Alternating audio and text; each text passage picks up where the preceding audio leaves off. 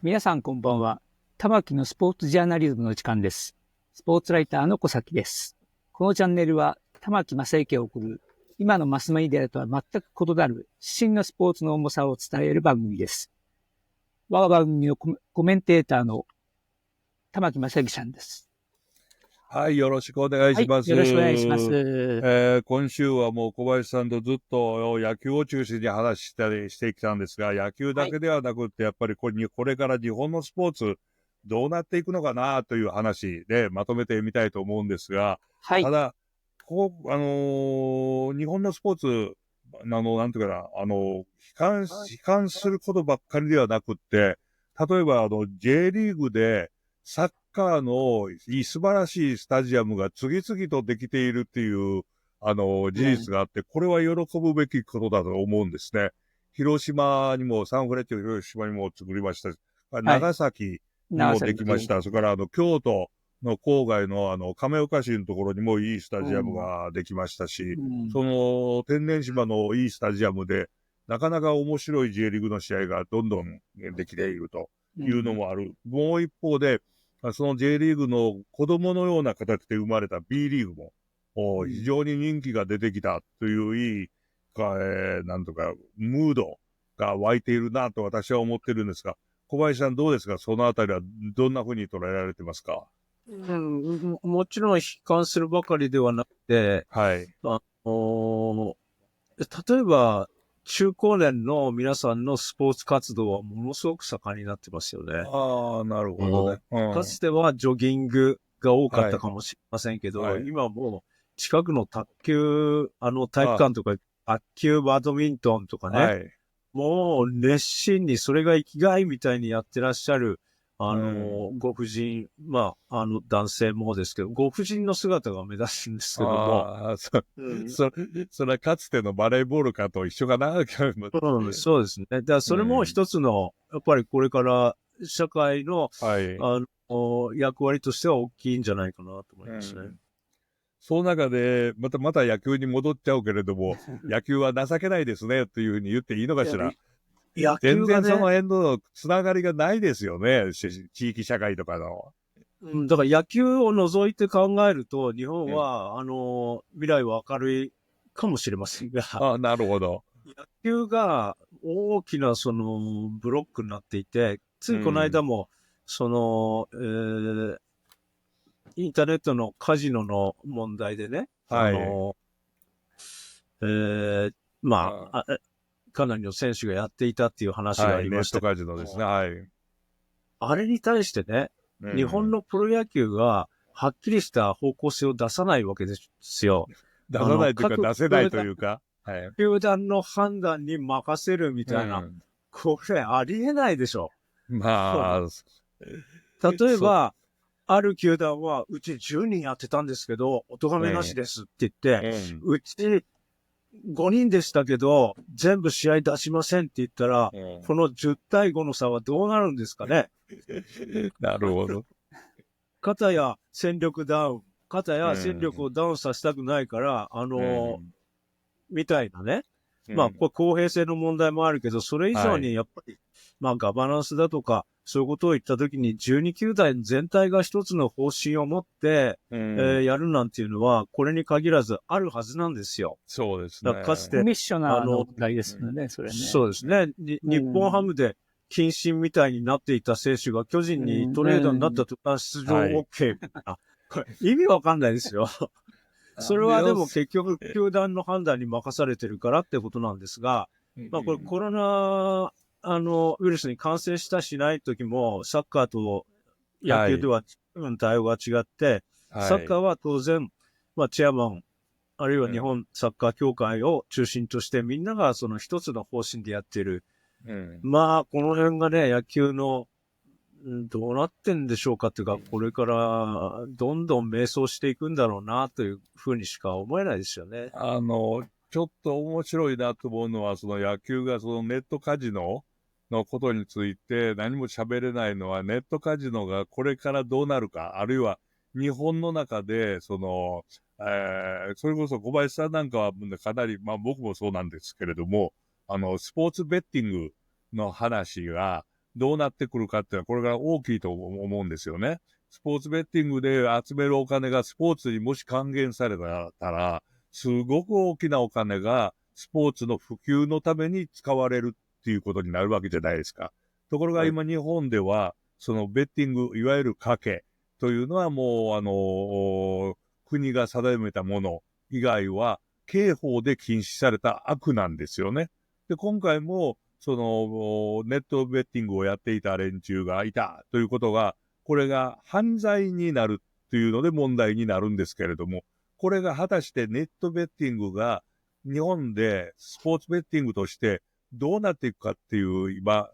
かなり瀬戸際のところにあるわけですよね。これに対して判断まだ出てませんよね、日本は。これどう思われますか、小林さん。すごい皮肉だと思うんですが、徐々に実現に向かっている、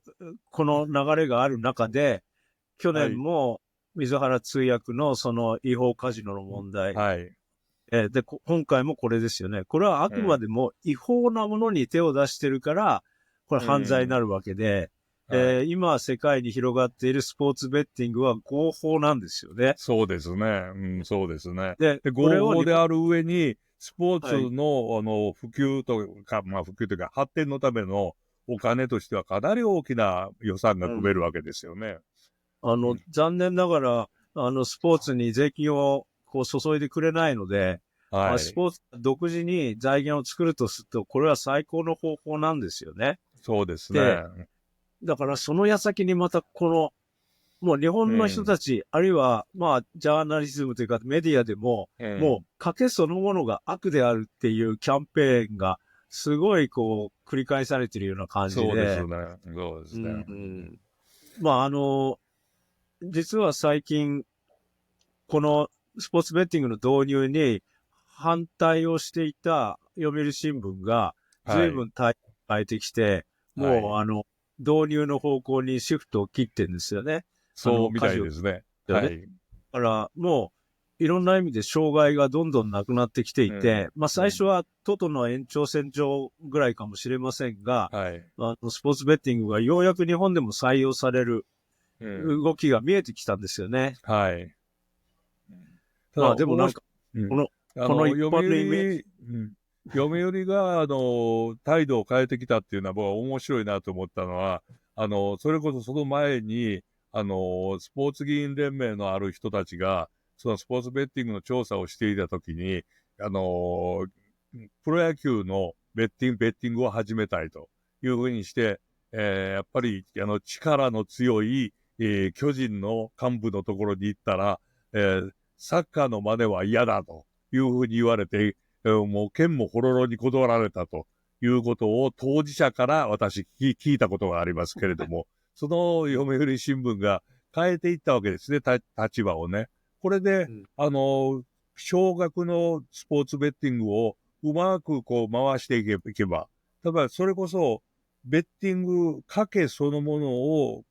解放したイギリスの時の報告書がものすごく面白くって、賭けというのは禁止するものではなくって、コントロールするものだというふうに言ってるんですね。禁止したらアンダーグラウンドになって、賭けがどんどん大きくなって、それが犯罪になると。でもコントロールしていってやらなきゃいけないということをイギリスのベッティングの報告書に書かれているのを読んだときには、これは大人の対応だなと思ったんですけどね。どうですか、小林さん、この賭けの未来は。僕が取材したのもそういう方向で、反対する人はすぐに依存症になるとか、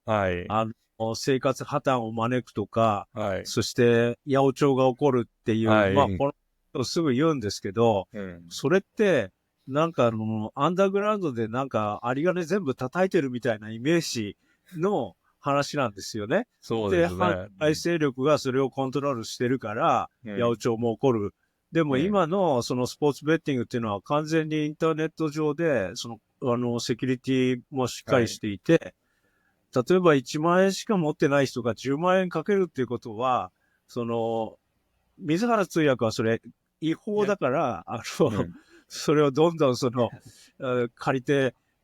どうしようもないってことですけども、今やっている、カリフォルニア州は違法だったんですよね。あそこにいたことが違法だった違法だったんですよね。はい、他の州では合法ですから、ね。合法だったね。はい、で、合法の州は、ルールがあって、これ以上はやったらダメだとか、借金をしてやるのはダメだとかっていうルールが結構あるんですよね、すごくね。合法になれば、違いますけど、合法になればそうなるのが、はい、それが違法だったらならないという、ですよね。これ、まあ今導入が進められようとしているのは、はい、もうその過剰な賭けはできないし、まあそれから、インプレーベッティングって言って、試合が始まってから、小口にどんどんかけていくっていうやつだから、なんか一攫千金みたいなものじゃなくて、まあゲームそのものをより楽しむための、方法。そうすると、例えば野球でも、分かってるんだよ俺はって言ってかけると、いや分かってなかったなみたいなことがあったり、あるいは分かってるって人が、たとえ配当が少なくても、あれ俺当てたんだよって言えるような、まあ一つのその野球とかスポーツの楽しみ方を深めてくれるっていう側面もね、あると思うんですよ。まあもう一つはそれ、データ化ですよね。ビッグデータが必要になってくるんですよね。いろんなものの。で、まあ、今現状のその、まあ、メジャーリーグだったり、サッカーもそうですけど、いろんなデータを取るようになったのは、ベッティングがあるからなんですよね。で、それで広がってるっていうのは、まあ、一つあるのはありますよね。そうですね。戦後すぐに、ベースボールマガジンが、週刊ベースボールを売り出したときに、大阪の方で別のものすごくデータの細かい、雑誌が出たというのを、私、宇佐美哲也さんから聞いたことがあって、これはもう完全に賭けのためのデータだったと。それはアンダーグラウンドなんですね。そのアンダーグラウンドでやると広がっているっていうのが、今もひょっとして広がっているかもしれないわけなんですよね、アンダーグラウンドだから。僕は大阪で、そういう場面を、見たことがあります。それで、私がトトの法律が通るときに、衆議院の文教委員会に呼ばれまして、私も参考人として、喋らせてもらったんですけども、そしたら行った途端に、トト、まあ、私は賛成派で行ったんですけれども、トト反対派の人たち、婦人団体の人たちがいて、玉木さん、もう絶対にこんなことは反対しましょうで、高校生、学生とか若い人のが賭けしたら困りますからねって言った時に私が、いえ、私はトト賛成派なんですけれども、って言ったら、って言われちゃって、もう、なんかものすごく悪人に見られて、だってこれ、いいことじゃないですよ。たったこんな、賭けがルール化されてできて、お金が集まるならいいじゃないですかって言ったら、ものすごく何にもそこから口も聞いてもらえなかったっていうのはありましたけれども、ただ、そのトトが今、国交省、財務省にお金ちゃんと入れてるんですよね。収益の3分の1を。それから残りの3分の1を地方公共団体の方に回してるんですね。で、全収益の全体の3分の1しか、そのスポーツのためになってないという。これはね、財務省がなんでそんなもん取るのかって思うんだけれども、その時にね、すごく面白かったのは、大阪商科大学の学長さんが、賭けの専門家の方が、日本では禁止しているから、ヤクザが儲けてるんだってはっきり言いましたからね、文教委員会で。それをちゃんとスポーツに還元するっていうのが、小林さんなんかも今、最近、堂々と言い始めた意見でよろしいでしょ？はい。もう一つは、トトの売り上げがまあ1000億円ちょっとですけども、そうですね。海外で J リーグにかけている日本人がその2、3いるっていうんですよね。それから、海外の人で J リーグにかけている。当然、海外のサイトで。これが1兆円とかあるらしいですよ。それって、本当に。ダゾーンがそれ、データを売ってますからね。だから、完全になんか、食い物にされてるっていうか、日本のお金が外に流れ、そして外の人たちは日本を舞台に勝手に掛け合って、それで、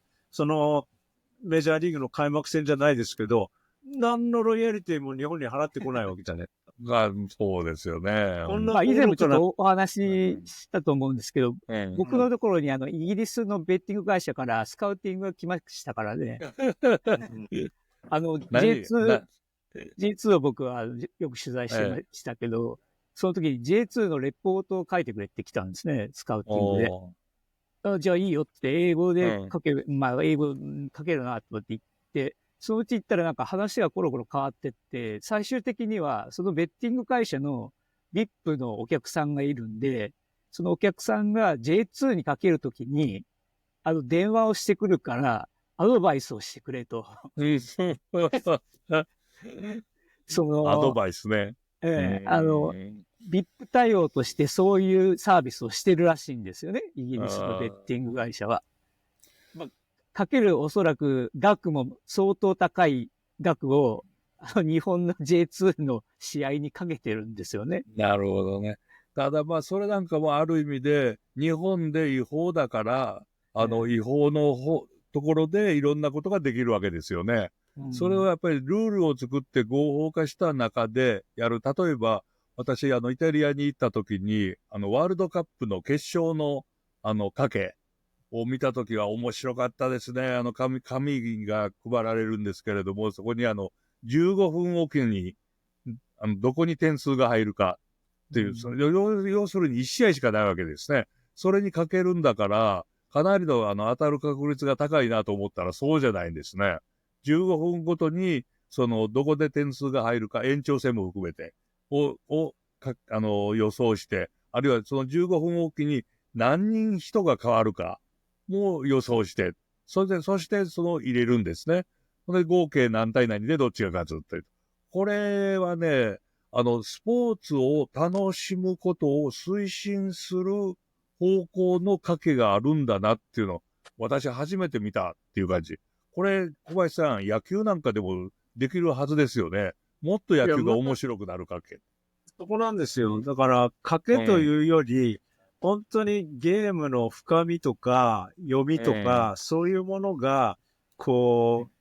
現化できるっていうんですかね。なるほど。答えははっきり出ますからね。そうすると、見る方も、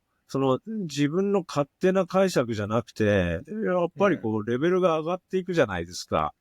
そうすると、まあ文化としてのスポーツっていうのは、僕は